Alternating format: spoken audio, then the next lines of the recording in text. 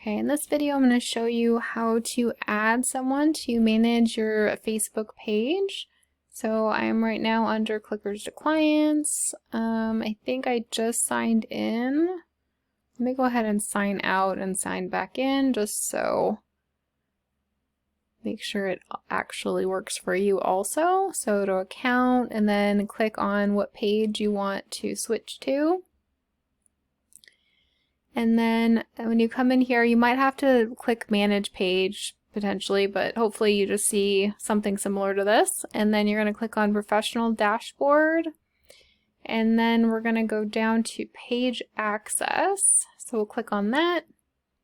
And this shows you who has access currently. And then you can also add new task access. Probably just the total Facebook access potentially, just depending on who you want to add. So you would just type them in and make sure it goes completely through, and then they should get notified. So just make sure that it looks complete and that you see their name here with a pending invitation, and then you should be good to go.